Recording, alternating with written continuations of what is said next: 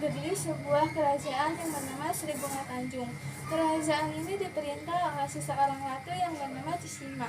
Ratu ini memiliki 7 orang putri yang menolak dengan rupawan, yang dikenal dengan Putri Tujuh. Dari ke-7 putri tersebut, Putri bungsulah yang paling cantik, namanya Mayang Sari.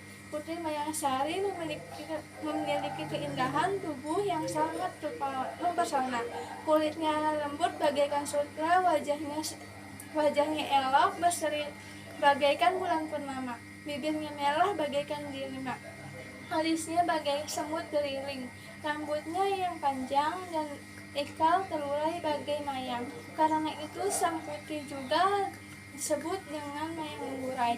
Pada suatu hari, ke-7 putri itu sedang mandi di lubuk Serang Umai. Karena asyik berendam dan bersandau gurau, ke-7 putri itu tidak menyadari ada beberapa pasang mata yang sedang mengamati mereka, yang ternyata adalah Pangeran Empang Kuala dan para pengawalnya yang kebetulan lewat di daerah mereka. Mengamati ke-7 putri tersebut dari balik semak-semak secara dalam diam. Sang pangeran mempesona melihat kecantikannya. Salah satu putri yang tak lain adalah Putri Mayang Sari. Disadari, Pangeran Empang Kuala bergumam lirih, "Gadis cantik di lubuk Umai, ya, di Umai." Kata-kata itu terus terucap dalam hati Pangeran Empang Kuala. Rupanya sang pangeran jatuh cinta kepada sang putri. Karena itu sang pangeran berniat untuk meminangnya. Beberapa hari kemudian, sang pangeran mengirim utusan untuk meminang putri itu, yang diketahuinya bernama Mayang Manggurai. Utusan tersebut mengantarkan tepak sirih sebagai peminang adat kebesaran raja kepada keluarga Sri Bunga Tanjung. Pinangnya itu pun disambut oleh Ratu Cisima dengan simpulan adat yang berlaku di kerajaan Sri Bunga Tanjung. Sebagai balasan pinangnya Pangeran Empang Kuala, Ratu Cisima pun menanjung tinggi adat kerajaan, yaitu mengisi pinang dan gandil tumbal paling besar di antara 7 buah. Ampun pergi raja, hamba tak bermaksud mengecewakan tuan.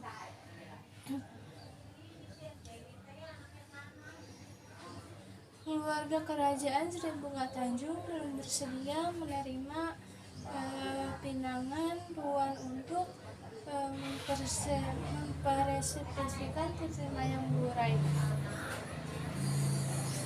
Mendengar kelaporan sang raja mengatur menarik hitam karena rasa malu yang amat sangat. Sang pangeran tak lagi peduli dengan adat yang berlaku negeri Sri Bunga Tanjung. Amarah yang menguasai hatinya tak bisa dikendalikan lagi.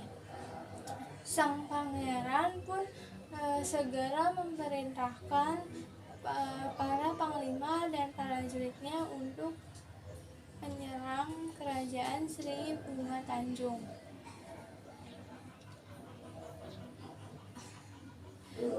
Pertempuran antara kedua kerajaan di pinggiran Selat Malaka itu tak dapat dikendalikan lagi.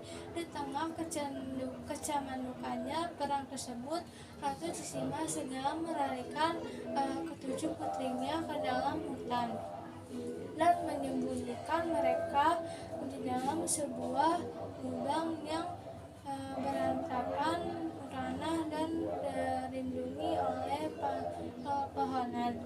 Tak pula sang ratu pun membelikannya ke-7 putrinya makanan yang cukup untuk 3 bulan.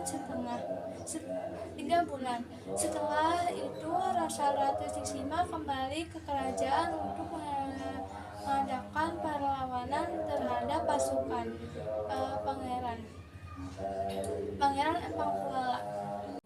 Sudah 3 bulan berlalu, namun pertempuran antara kedua kerajaan itu tak kunjung usai. Setelah memasuki bulan Keempat, pasukan Ratu Sisima semakin terdesak dan tak berdaya. Sudah 3 bulan berlalu, namun pertempuran antara kedua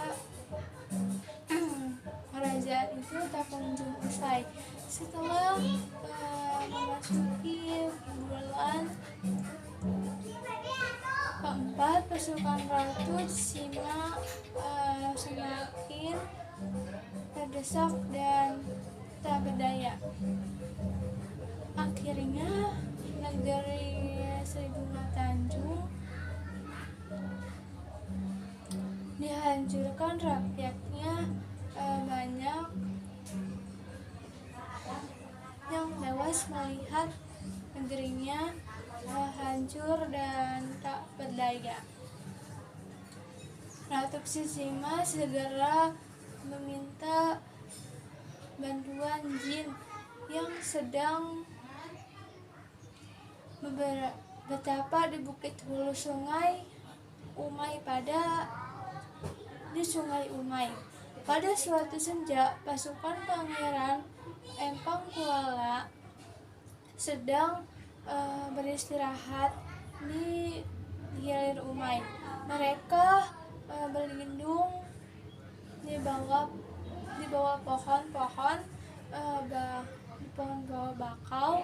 Namun menjelang malam terjadi peristiwa yang sangat mengerikan.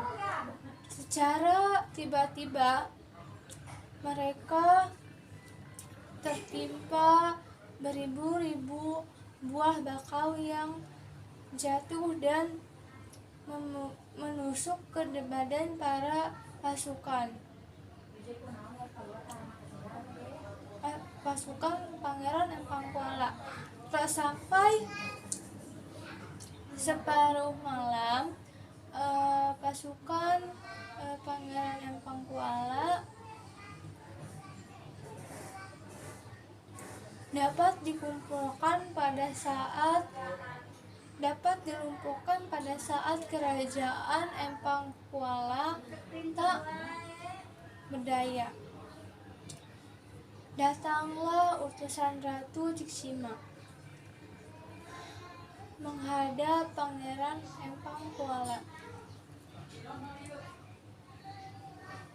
Melihat kedatangan utusan tersebut, sang pangeran yang masih tertunduk lemas menahan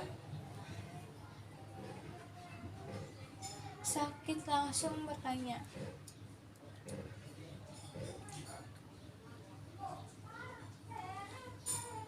"Hai orang Sri Bunga Tanjung, apa maksud kedatanganmu ini?" Sang utusan menjawab,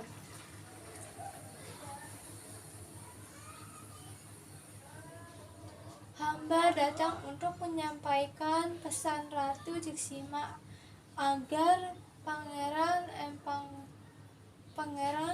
berkenan menghentikan peperangan ini. Perbuatan kita ini telah merusak bumi sakti rantau, bertuah dan bernodai, bersisir Sri Bunga Tanjung. Siapa yang datang?"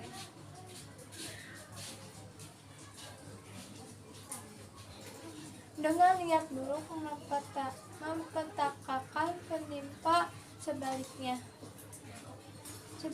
siapa yang datang dengan niat baik ke negeri Sri Bunga Tanjung akan sejahteralah di hidupnya.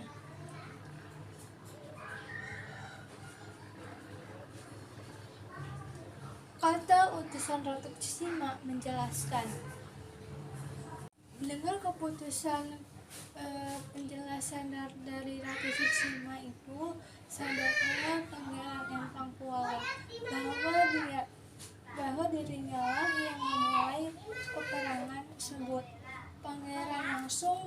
memerintahkan pasukannya agar segera pulang ke negeri Empang Kuala. Keesokan harinya, Ratu Kusima bergegas mendatangi tempat persembunyian ketujuh putrinya di dalam hutan. Alangkah terkejutnya Ratu Kusima karena ketujuh putrinya sudah dalam keadaan tak bernyawa. Mereka mati karena haus dan lapar. Ternyata Ratu Kusima lupa kalau bakal yang disediakannya hanya cukup untuk 3 bulan, sedangkan perang antara Ratu Kusima dengan Pangeran Empang Kuala berlangsung sampai 4 bulan.